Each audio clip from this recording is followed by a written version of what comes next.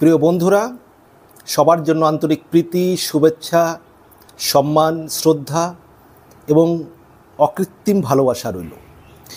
Doctor ইউনূসের শাসন আমলে বাংলাদেশে কেন পুলিশ আইন শৃঙ্খলা নিয়ন্ত্রণে আনতে পারছে না, বাংলাদেশের মানুষের যে নিরাপত্তা কেন সুনিশ্চিত করতে পারছে না ডক্টর ইউনূসের পুলিশ প্রশাসন, সেই সঙ্গে শেখ হাসিনার পতনের পর 11 মাস হয়ে গেল এবং 11 মাসের মধ্যে প্রায় বেশিরভাগ সময় বাংলাদেশের সেনাবাহিনী ম্যাজিস্ট্রেসি পাওয়ার নিয়ে তারা মাঠে রয়েছে, ফিল্ডে রয়েছে। তা সত্ত্বেও বাংলাদেশে একের পর এক ক্রাইম, মব জাস্টিস হয়েই চলেছে। না পুলিশ কোনো ব্যবস্থা নিতে পারছে, না সেনাবাহিনী কোনো সদর্থক ভূমিকা নিচ্ছে। বাংলাদেশের মানুষের জীবন মালের কোনো নিরাপত্তা নেই, প্রত্যেকটি মানুষ নিরাপত্তাহীনতায় ভুগছে। কিন্তু এসবের পিছনে কারণ কি? কেন পুলিশ সক্রিয় হতে পারছে না? কেন পুলিশ যারা দুষ্কৃতী জেনেও তাদেরকে গ্রেপ্তার করতে সাহস পাচ্ছে না? এর কারণগুলো যদি বিশ্লেষণ করে না দেখা যায় তাহলে উপলব্ধি করতে কখনোই পারবো না আমরা যে কেন বাংলাদেশের পুলিশ সক্রিয় হচ্ছে না। তারা অন্যায় দেখেও চোখের সামনে চোখ বুজে থাকছে। রিসেন্ট বাংলাদেশে বিএনপির যে যুবদল, সেই যুবদলের একজন নেতা একজন ব্যবসায়ীর কাছে চাঁদা দাবি করে। সেই ব্যবসায়ী, ছোটোখাটো একজন ব্যবসায়ী, চাঁদা দিতে না পারায় প্রকাশ্য রাস্তায় তাকে বহু মানুষের উপস্থিতিতে তার জামা প্যান্ট খুলে পাথর দিয়ে তাকে মেরে ফেলল চাঁদা না দেওয়ায়। এখন প্রশ্ন হলো, এই বিষয়টি যেহেতু ভাইরাল হয়েছে, ফেসবুকে ইউটিউবে ব্যাপকভাবে আলোচনায় এসেছে, তাই সরকার তাদের মুখ রক্ষার জন্য এক্ষেত্রে ব্যবস্থা নিয়েছে এবং নেবে এক্ষেত্রে। কিন্তু বাংলাদেশে যে ঘটনা ঘটছে তার 80 থেকে 90% অপরাধ চেপে দেওয়া হচ্ছে, যেগুলো সোশ্যাল মিডিয়া, বিশেষ করে ফেসবুক ইউটিউবে না আসছে, কোনো বাংলাদেশের যে মিডিয়া, সেই মিডিয়াতে যে অপরাধ, সেই অপরাধের খবরগুলো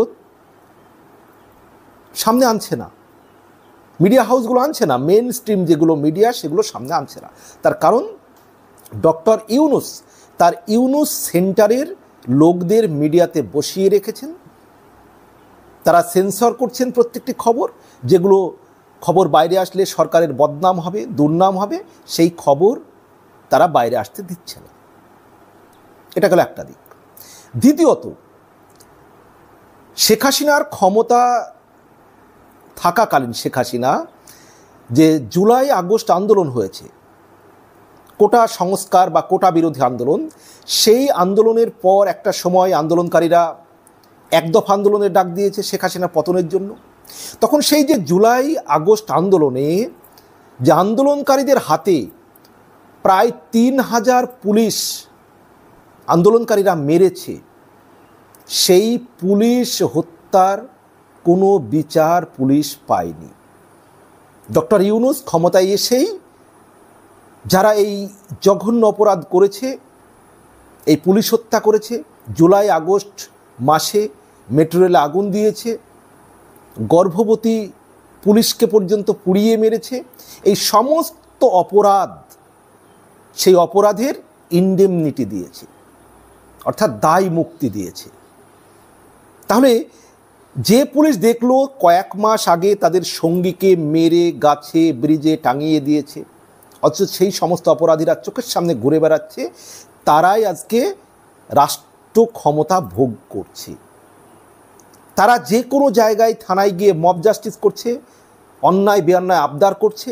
যদি কোনো পুলিশ তার বিরুদ্ধে ব্যবস্থা নিতে যাচ্ছে, এমনকি আর্মি পর্যন্ত তাদের বিরুদ্ধে রুখে দাঁড়াচ্ছে, সেই আর্মিকে তৎক্ষণাৎ সরিয়ে দেওয়া হচ্ছে, তার গুরুত্ব কমিয়ে দেওয়া হচ্ছে, উপর থেকে বার্তা চলে আসছে যেন কোনো ব্যবস্থা না নেওয়া হয়, মানে যারা মব ক্রিয়েট করছে, সেটা এনসিপি, ছাত্র জনতার নামে মানে সমন্বয়কারীরা হোক, বৈষম্য বিরোধী সমন্বয়করা হোক, এনসিপির নেতাকর্মীরা হোক, বিএনপির চোর গুন্ডা বদমাইশ সন্ত্রাসীরা হোক, বা যে নতুন পার্টি ডক্টর ইউনূসের এনসিপি, এই এনসিপির যারা মানে সন্ত্রাসী তারা হোক, বা জামাতে ইসলামী যারা এই মব সৃষ্টি করছে, তাদের বিরুদ্ধে পুলিশ কিছু করতে গেলেই উল্টো সেই পুলিশের বিরুদ্ধে ব্যবস্থা নেওয়া হচ্ছে।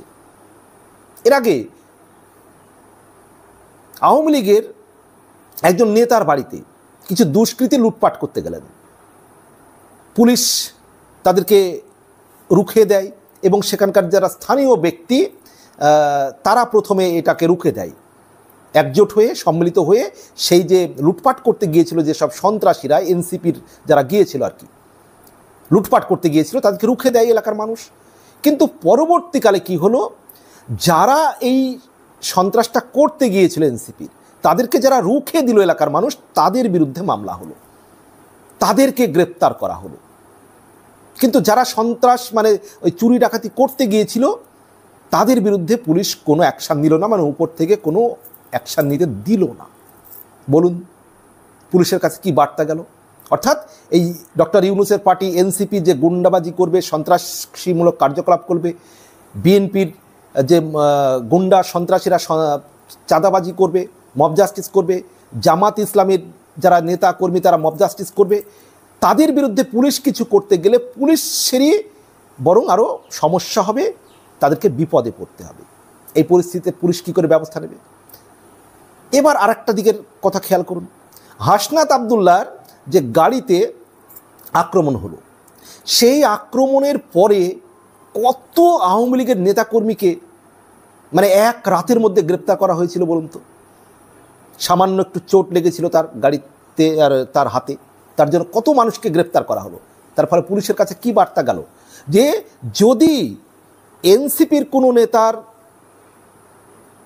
মানে উপরে আক্রমণ হয় বা তাদের স্বার্থ আছে যে জায়গায়, সেই জায়গায় পুলিশ অ্যাকশান নেবে এনসিপিকে রক্ষা করার জন্য, তাহলে পুলিশের কোনো সমস্যা নেই।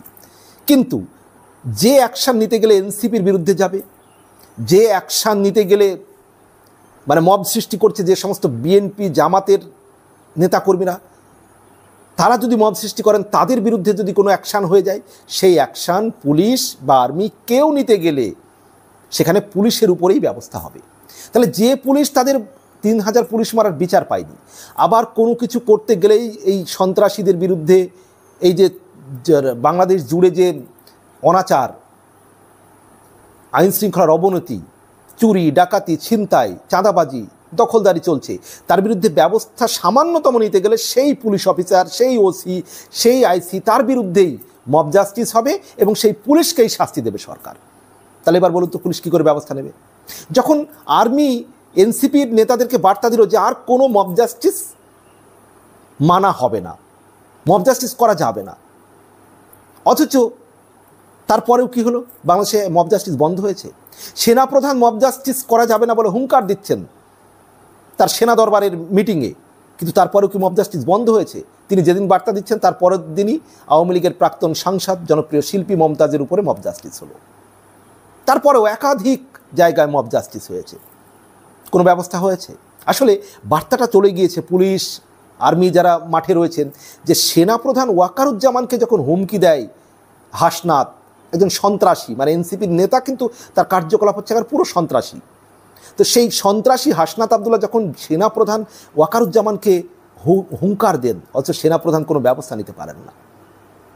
এবি পার্টির সাধারণ সম্পাদক ব্যারিস্টার ফুয়াদ যখন সেনাবাহিনীর প্রধানকে হুমকি দেন, বাংলাদেশের রাষ্ট্রপতিকে অশ্রাব্য ভাষায় গালিগালাজ করেন, সেনা ক্যান্টনমেন্ট উড়িয়ে দেওয়ার হুমকি দেন, তারপরেও সেনাপ্রধান কিছু করতে পারেন না। তখন বলুন তো পুলিশের কাছে কি বার্তা যায়? যখন পুলিশ দেখে যে জুলাই মাসে যারা জীবন দিয়ে জনমানুষের জীবন রক্ষা করতে গিয়েছে, তারা পারেনি, তারা জীবন দিয়েছে, কিন্তু তারা মানুষের জীবন রক্ষা করতে গিয়েছে, তারা জুলাই আন্দোলনের নামে যে সন্ত্রাসীমূলক কার্যকলাপ তার বিরুদ্ধে রুখে দাঁড়িয়েছে যে পুলিশ, সেই পুলিশ কাজকে বিচারের কাঠগড়ায় দাঁড়াতে হচ্ছে। বড় বড় পুলিশ অফিসার তাদেরকে গ্রেপ্তার করে এই ডক্টর ইউনূসের যে আজকের যে প্রশাসন চলছে তারা গ্রেপ্তার করে তাদেরকে বিচারের আওতায় এনেছে। সেই পুলিশ কেন বলুন তো ব্যবস্থা নেবে? তারা তো জানে যে এখন যদি কোনো ব্যবস্থা নিতে যায় আজ হোক কাল তাদেরকে আবার এই হাতকড়া পরে জেলে থাকতে হবে, বন্দী হতে হবে। কারণ পুলিশ তাদের হাতে অস্ত্র দেয়া হয় কেন? মানুষের জীবন রক্ষার জন্য।